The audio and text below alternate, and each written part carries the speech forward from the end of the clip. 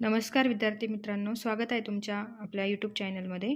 आता ह्या व्हिडिओमध्ये मी तुम्हाला व्होकॅब्युलरीचे काही शब्द घेणार आहेत आणि त्याचे सिनॉनिम्स म्हणजे त्याचे समानार्थी शब्द आपण बघणार आहेत आणि त्याचे अर्थसुद्धा आपण बघणार आहेत.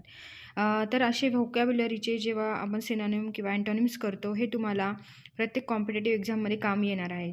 जर तुम्ही MPSC परीक्षा देत असणार, कंबाईन ग्रुप बी, ग्रुप सी आणि तसेच बँकिंग एक्झाम असेल, ठीक आहे, SBI, IB त्या सर्व परीक्षेसाठी हे अत्यंत युजफुल आहे. या व्होकॅब्युलरीचा आज पहिला सेशन, ठीक आहे. तर सर्वात आधी आपण शब्द बघणार आहोत, तो आहे सॅन्ग्विन. ओके, सॅन्ग्विन शब्द. सो सॅन्ग्विनचं इंग्लिशमध्ये सिनॉनिम्स होतात ऑप्टिमिस्टिक, होपफुल आणि confident. Okay, optimistic, hopeful, confident.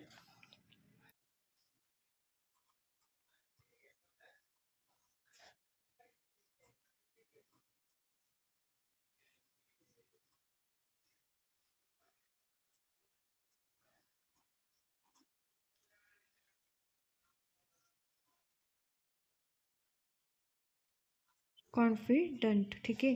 Optimistic, hopeful आणि कॉन्फिडंट ह्याच्याच आपण मराठीमध्ये काय म्हणू शकतो? सॅन्ग्विन म्हणजे असा व्यक्ती जो आशावादी आहे आणि आत्मविश्वासू आहे, ठीक आहे.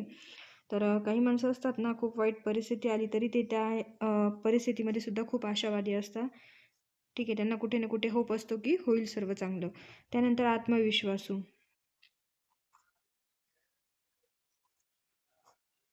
ठीक आहे. तर सॅन्ग्विन म्हणजे ऑप्टिमिस्टिक, होपफुल, कॉन्फिडंट आणि मराठीमध्ये आपण त्याचा अर्थ बघू शकतो आशावादी किंवा आत्मविश्वासू, ठीक आहे. तर आता आज आपण दुसरा शब्द बघूया, लॅटेंट. ओके, लॅटेंट. तर लॅटेंट म्हणजे लपलेली किंवा सुप्त किंवा छुपे. ओके, लॅटेंट हीट म्हणजे अनसीन किंवा हिडन. आता जे कोणी सायन्सचे स्टुडंट असेल त्यांना माहिती आहे, आपण तेव्हा उष्णता मोजायचं ते लॅटेंट हीट असं एक आपल्याकडे संज्ञा आली होती, ठीक आहे. तर लॅटेंट म्हणजे काय? अनसीन किंवा हिडन, ठीक आहे. लॅटेंट म्हणजे अनसीन किंवा हिडन, ठीक आहे. हिडन म्हणजे सुप्त, छुपे आणि लपलेले, ठीक आहे. मराठीमध्ये आपण याला म्हणू शकतो सुप्त, छुपे किंवा लपलेले, ठीक आहे. तर लॅटेंट म्हणजे अनसीन, हिडन, सुप्त, छुपे आणि लपलेले. ओके, तर चला आता पुढचा शब्द बघूया आपण. तर पुढचा शब्द आहे स्टबन, ठीक आहे. तर स्टबनचा मराठीमध्ये आपण अर्थ बघू शकतो की हट्टी, दुराग्रही किंवा हेकेखोर. आपण म्हणतो ना, हा मुलगा खूप हट्टी आहे, अजिबात ऐकत नाही, खूपच दुराग्रही आहे, खूप हेकेखोर आहे, ठीक आहे. तर स्टबन या शब्दाचे मराठी अर्थ आहे हट्टी, दुराग्रही आणि हेकेखोर, ठीक आहे. तर एक शब्द मी तुम्हाला सांगणार आहे, ह्याचा सिनोनिम खूप इम्पॉर्टंट आहे, लक्षात ठेवा, परीक्षेमध्ये येतो. तर सर्वात महत्त्वाचं स्टबनचा सिनोनिम आहे किंवा समानार्थी शब्द आहे ऑब्स्टिनेट. ओके, तर ऑब्स्टिनेट, ऑब्स्टिनेट म्हणजेच काय? स्टबन किंवा हट्टी, किंवा आपण ह्याला अजून म्हणू शकतो हेड स्ट्रॉंग, ठीक आहे. हेड स्ट्रॉंग, अजिबात कोणाचं ऐकत नाही असा हेड स्ट्रॉंग, किंवा परसिस्टंट आहे, तो त्याच्या जो वागणं आहे त्याच्यात तो परसिस्टंट आहे,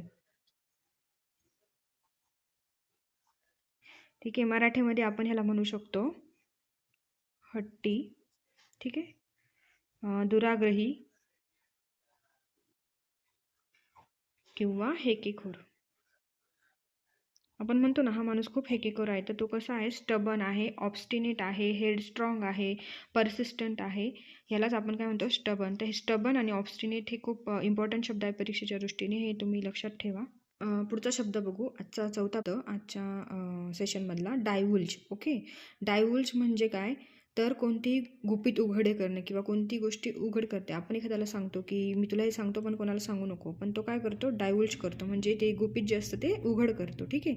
तर आधी इंग्लिशमधले सिनॉनिम्स बघूया, ठीक आहे. डायवुल्ज म्हणजे रिव्हील. ओके, एखादी गोष्ट रिव्हील करणे, आपण म्हणतो ना ह्यांनी ही गोष्ट रिव्हील केली, किंवा डिस्क्लोज करणे, गोष्ट डिस्क्लोज करणे. ओके, डिस्क्लोज करणे किंवा मेक नोन टू ऑल, सर्वांना माहीत होईल असे करणे. तर आपण मराठीत म्हणू शकतो की एखादे गुपित उघडे करणे.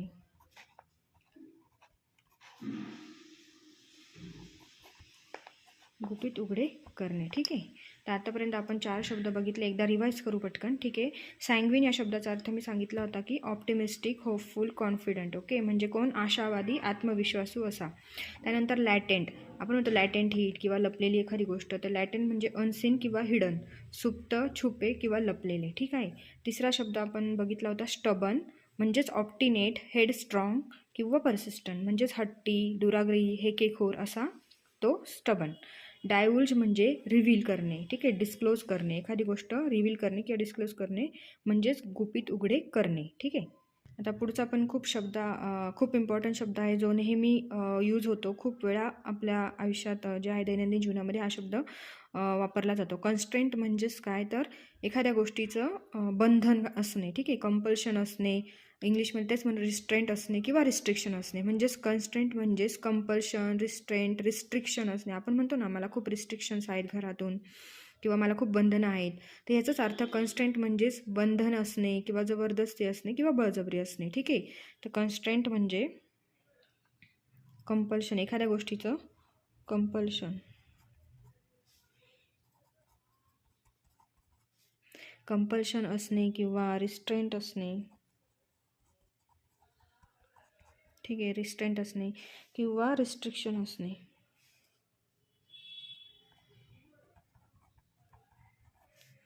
ठीक आहे. रिस्ट्रिक्शन असणे म्हणजेच बळजबरी, बंधन असणे, बळजबरी. ठीक आहे. किंवा जबरदस्ती.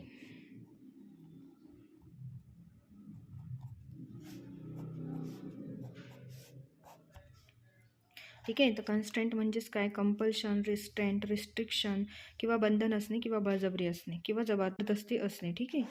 आता कॅलॅमिटी. पुढचा शब्द आहे कॅलॅमिटी. आता आपण खूप वेळा म्हणतो नॅचरल कॅलॅमिटी आली. ठीक आहे. कॅलॅमिटी म्हणजेच काय? तर एखादं संकट. ठीक आहे. खूप मोठं संकट. कॅलॅमिटीचे आपण काही शब्द बघणार आहोत. समानार्थी शब्द. ठीक आहे.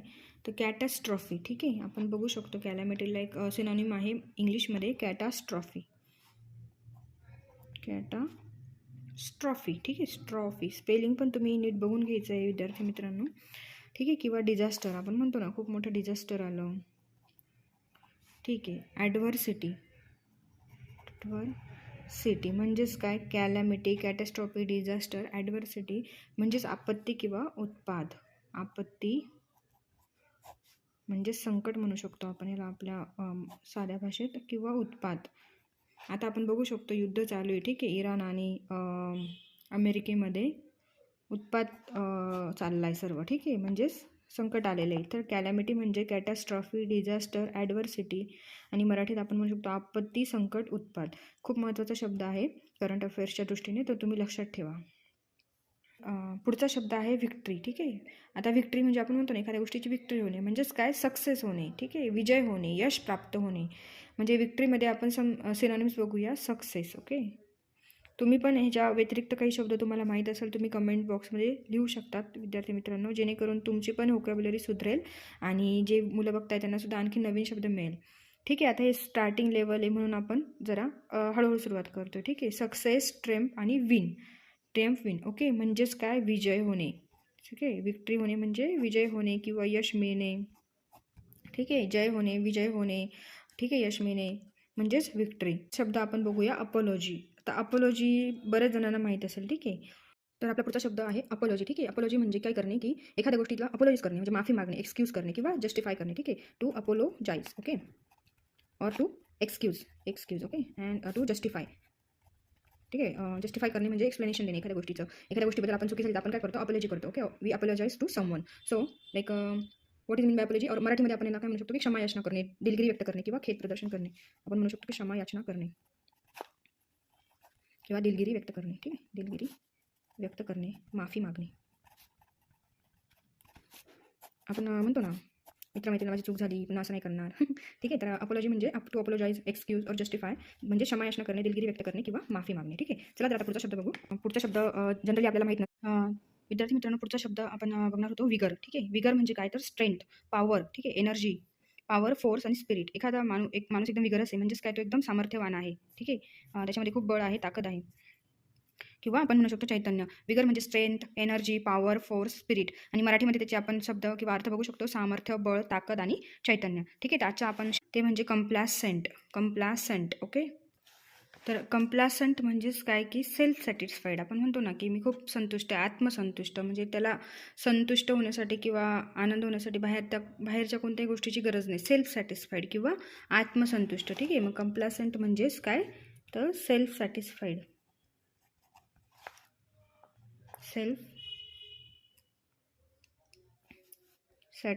ठीक आहे, सॅटिस्फाईड म्हणजेच आत्मसंतुष्ट.